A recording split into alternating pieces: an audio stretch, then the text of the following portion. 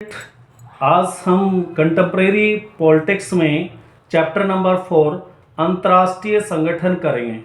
अंतर्राष्ट्रीय संगठन में बेसिकली बेटा हमें पढ़ना तो है यूनाइटेड नेशन के बारे में, लेकिन उससे पहले हम जान लेते हैं आखिर अंतर्राष्ट्रीय संगठन होते क्या हैं।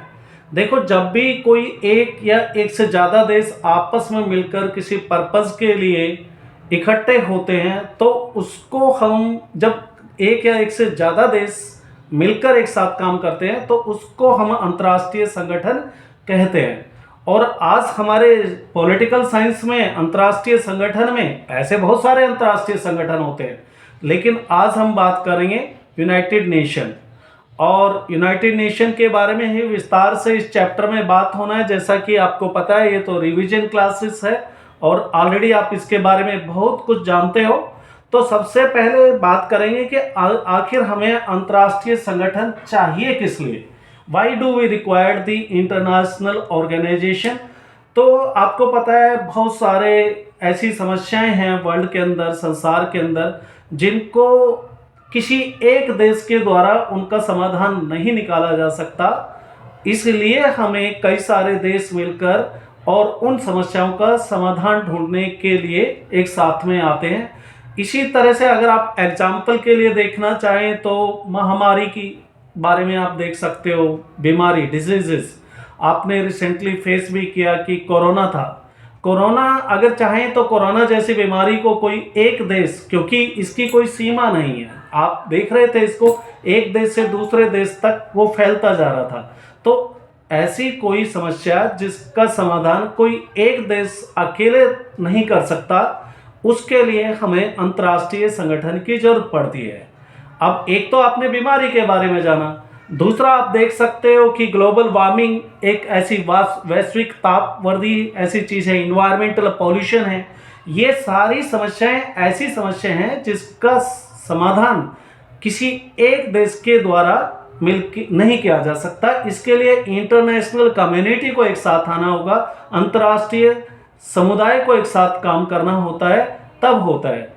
तो आज हम इस चैप्टर में इंटरनेशनल ऑर्गेनाइजेशन में भी बात करेंगे संयुक्त राष्ट्र संघ के बारे में कि संयुक्त राष्ट्र संघ का कैसे डेवलपमेंट हुआ। और संयुक्त राष्ट्र संघ बन तो गया, लेकिन आप भी जानते हो कि संयुक्त राष्ट्र संघ के अंदर 5 परमानेंट मेंबर हैं और 10 नॉन परमानेंट मेंबर हैं। और जो परमानेंट मेंबर्स हैं उनके पास में वीटो की पावर है। तो हमें अभी बात करनी होगी कि आखिर संयुक्त राष्ट्र संघ में सुधार की क्यों आवश्यकता पड़ी, वो भी 1991 में जब यूएसएसआर डिसइंटीग्रेट हो गया उसके बाद में हम बात करेंगे कि इसके अंदर सुधार की क्या आवश्यकता हुई। तो सबसे पहले संयुक्त राष्ट्र संघ के विकास को देख लेते हैं, डेवलपमेंट किस तरह से संयुक्त राष्ट्र बना। आप जानते हो कि 1914 से लेकर 1918 के बीच में वर्ल्ड वार चली और वर्ल्ड वार के तुरंत खत्म होते ही लीग ऑफ नेशन बना। क्या बना बेटा? लीग ऑफ नेशन बना, लीग ऑफ नेशंस बन गया। लेकिन उसके बाद भी आपने देखा कि किस तरह से हम देखते हैं कि लीग ऑफ नेशन का भी काम, ये भी एक इंटरनेशनल ऑर्गेनाइजेशन थी, इसका काम भी यही था कि वर्ल्ड के अंदर शांति एस्टेब्लिश करना, to establish the peace into the world. But it failed in its purpose. अगर ये फेल हो गया तो इसका मतलब ये अब इसकी जरूरत नहीं रही। और उसके बाद में फेल कैसे हुआ? क्योंकि आपने देखा 1914 और 18 के बीच में युद्ध हुआ। 18 के युद्ध होने के बाद में लीग ऑफ नेशन बना और लीग ऑफ नेशन बनाया ही इसलिए गया कि विश्व में दोबारा से कोई ऐसी वर्ल्ड वार जैसी इंसिडेंट ना हो। लेकिन फिर आप देखते हो कि 1939 से लेकर और 1945 तक फिर सेकेंड वर्ल्ड वार हो गया। तो ये तो अपने पर्पज में फेल हो गया जिस पर्पज के लिए लीग ऑफ नेशन को बनाया था। इसीलिए 1945 में युद्ध के खत्म होने के तुरंत बाद इस दिशा में काम किया जाने लगा कि कोई ऐसा एक अंतर्राष्ट्रीय संगठन होना चाहिए, ऐसा मजबूत संगठन होना चाहिए जो आगे हमारे विश्व के अंदर शांति स्थापित कर सके, दोबारा से कोई थर्ड वर्ल्ड वार जैसी कोई इंसिडेंट ना हो। और इसी के लिए जो भी सेकेंड वर्ल्ड वार के अंदर जितने भी कंट्री जीते थे उन सभी ने मिलकर यूनाइटेड नेशन की नींव रखी। 1945 के अंदर यूनाइटेड नेशन बना। और जैसा कि आप जानते हो कि 51 कंट्री हैं जो इसके फाउंडिंग मेंबर कहलाते हैं। भारत ने भी इनफैक्ट आप कह सकते हो कि फाउंडिंग मेंबर में ही आएगा इसको, भारत ने भी जल्दी ही इसको ज्वाइन कर लिया था संयुक्त राष्ट्र को। तो संयुक्त राष्ट्र का ये आप क्या देख रहे हो, ये आप इसका विकास देख रहे हो, डेवलपमेंट देख रहे हो कि सबसे पहले लीग ऑफ नेशन बना। लीग ऑफ नेशन क्योंकि अपने पर्पस को पूरा नहीं कर पाया, उसके बाद में 1939-45 में फिर युद्ध हो गया, इसलिए 45 के बाद में तुरंत बाद ही आप संयुक्त राष्ट्र को बनते हुए देखते हो। यहां तक क्लियर है? किसी तरह का कोई डाउट तो नहीं? आई होप आपको किसी तरह का डाउट नहीं है। तो अब हम देखते हैं कि आखिर क्या परिस्थितियां बदली 1991 के बाद में कि जो संयुक्त राष्ट्र बना था और उसमें आवाज उठने लगी संयुक्त राष्ट्र संघ में सुधार की आवश्यकता की इसमें सुधार होने की जरूरत है। तो हमें देखना पड़ेगा संयुक्त राष्ट्र जब बना तो उसके अंदर कौन से शक्तिशाली देश थे और उनके पास आखिर किस तरह की शक्ति थी और जिसकी वजह से आवाज उठने लगी। आप देखते हैं कि 1945 में युद्ध के अंदर जो सेकेंड वर्ल्ड वॉर हुई उसके अंदर जो जीत हुई थी वो यूनाइटेड स्टेट ऑफ अमेरिका है, वो फ्रांस है, और उसके बाद में आप देखते हो ब्रिटेन है, और ब्रिटेन के बाद में आप देखते हो कि आपका चाइना है और यूएसएसआर है। तो ये सारे के सारे कंट्री वो हैं जो सेकेंड वर्ल्ड वॉर के अंदर विजयी हुए थे। अगर ये जीते और जीतने के बाद में you can say that the France, Britain, USSR and the USA has contributed a lot in formation of United Nation। इन्हीं सभी देशों ने मिलकर संयुक्त राष्ट्र संघ की नींव रखी। और अगर संयुक्त राष्ट्र संघ बनाया इन विजयी कंट्री के द्वारा, विक्टोरियस कंट्री के द्वारा है, तो ऑब्वियसली जो है संयुक्त राष्ट्र के अंदर ये सबसे शक्तिशाली देश रहे होंगे। तो संयुक्त राष्ट्र संघ में ये शक्तिशाली देश किस तरह, आपको पता है कि संयुक्त राष्ट्र संघ के अंदर जो इसका एक ऑर्गन है जो सबसे इंपॉर्टेंट ऑर्गन है जिसको हम सिक्योरिटी काउंसिल बोलते हैं। और सिक्योरिटी काउंसिल के अंदर आपको पता है कि सिक्योरिटी काउंसिल के अंदर 5 परमानेंट मेंबर्स हैं और इसी के अंदर आप देखोगे 10 नॉन परमानेंट मेंबर्स हैं। और आपको पता है कि permanent members are more powerful, they are having the veto power, while the non permanent member have the less power, या कह सकते हो कि ना के बराबर पावर है। और यही परमानेंट मेंबर्स हैं जिनके पास में वीटो की शक्ति रही है। अब वीटो क्या है उसके बारे में तो डेफिनेटली हम डिस्कस करेंगे, लेकिन हम बात करेंगे कि शीत युद्ध 1945 से लेकर और 1991 तक चला। आपको पता है कि इसके अंदर शीत युद्ध का पीरियड 2 ब्लॉक के अंदर है। एक ईस्ट वेस्टर्न ब्लॉक है जिसको United state of America lead कर रहा था, दूसरा ईस्टर्न ब्लॉक है और ईस्टर्न ब्लॉक को लीड कर रहा था यूएसएसआर। ये तो आप जानते हो। और यही जो पीरियड है 1945 से लेकर और 1991 तक का पीरियड है, इसी को हम शीत युद्ध का काल बोलते हैं, क्योंकि अमेरिका और यूएसएसआर सोवियत संघ के बीच में आप कह सकते हो कि ये एक अपनी शक्ति को दिखाने का जो है युद्ध चल रहा था। लेकिन आप जानते हो कि 1991 के अंदर यूएसएसआर नहीं बचा और इसके टुकड़े हो गए 15 और ये अलग से 15 देश बन गए। और इन 15 देशों ने भी आप कहिए, मतलब रशिया आपको जानते ही हो यूएसएसआर का सबसे जो इम्पोर्टेंट कंट्री था और ये सक्सेसर बना यूनाइटेड नेशन के अंदर में भी, मतलब इन्होंने यूएसएसआर को रिप्लेस किया वीटो पावर के मामले में। और इस तरह से हम देखते हैं कि 1991 के अंदर आप एक साथ में काफ़ी सारे देश होते हैं जो संयुक्त राष्ट्र संघ के मेंबर बनते हैं, उनकी जनरल असेंबली के। और आप आज के दिन इन देशों की सदस्य देशों की संख्या 193 है।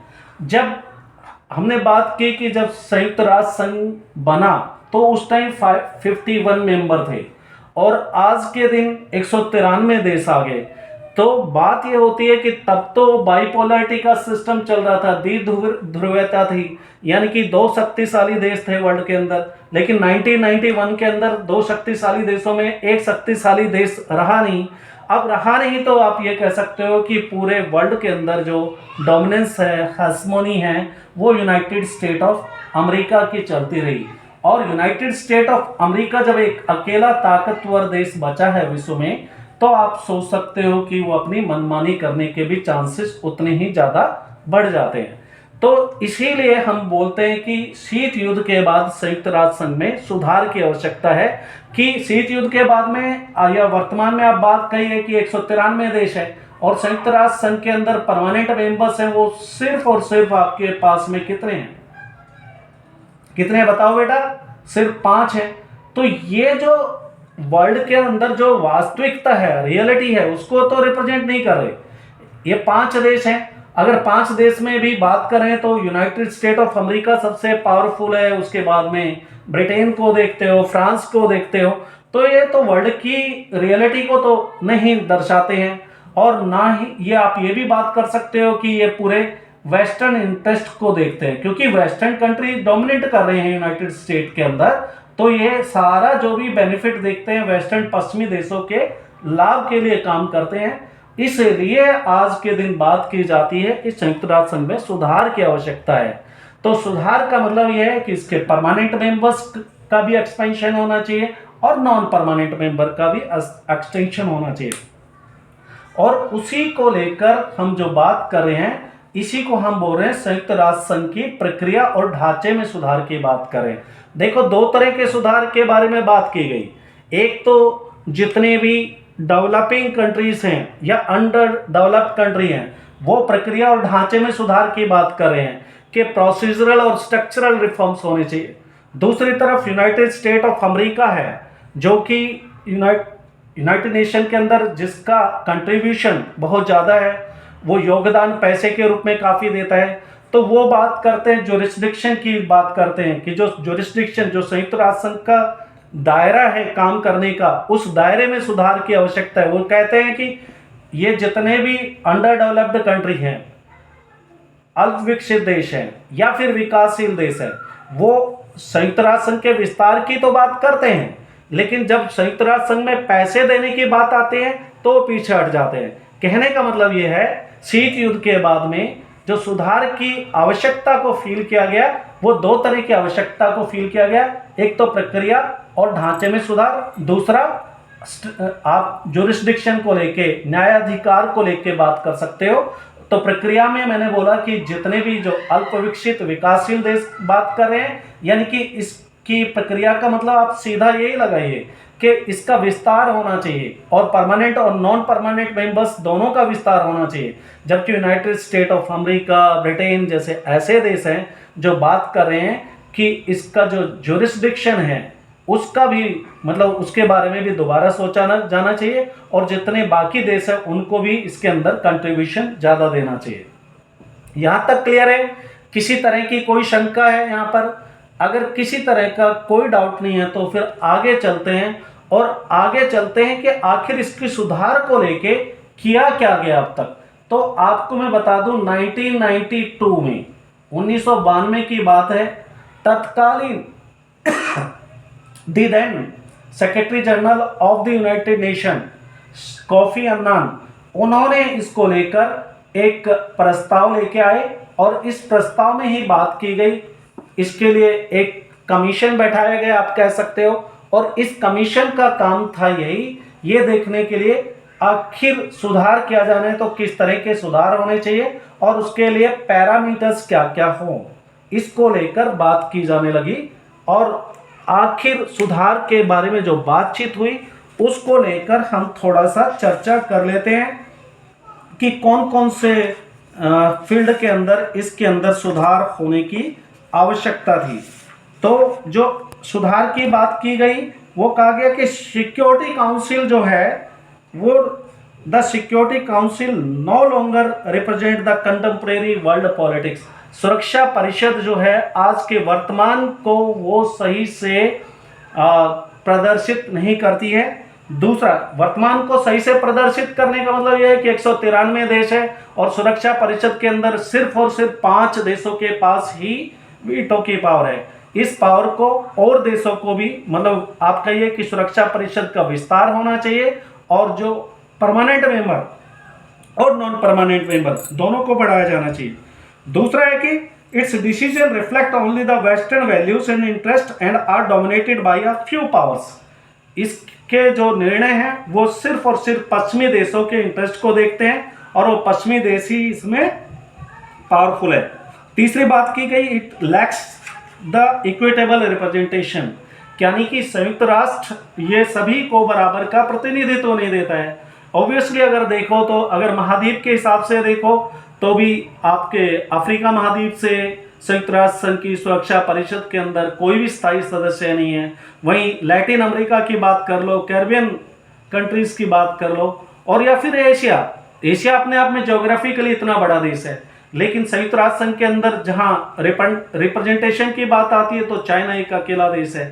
तो इन सब बातों को लेकर किया गया और 1997 के अंदर 1 जनवरी 1997 को UN secretary general Kofi Annan ने एक इंक्वायरी बैठाई और उसमें कुछ पैरामीटर्स 1997 के अंदर कुछ पैरामीटर्स तय किए गए कि अगर संयुक्त राष्ट्र संघ का विस्तार होना है तो उसके लिए किस देश को इसका परमानेंट और नॉन परमानेंट मेंबर बनाया जाए, उनके लिए कुछ उन्होंने पैरामीटर्स बनाए। तो उसी में से आपको पता है कि वो कंट्री जो चाहता है कि संयुक्त राष्ट्र संघ के अंदर परमानेंट मेंबर बने, उसको that should be the major economic power, number 1 कि वो एक आर्थिक शक्ति होनी चाहिए बड़ी। It should be the military power, major military power, वो एक सेना के लिहाज से एक शक्तिशाली देश होना चाहिए। A substantial contributor to the UN budget, वो यूएन के अंदर अच्छे से यूएन के बजट के अंदर उसका कंट्रीब्यूशन ज़्यादा होना चाहिए। A big nation in terms of its population, उसकी पॉपुलेशन काफ़ी अच्छी खासी होनी चाहिए। A nation that respect the democracy and the human right, और वो एक ऐसा देश होना चाहिए जो प्रजातंत्र और मानवाधिकारों की रक्षा करने की बात करे। A country set that would make the council more representative of the world diversity in terms of geography।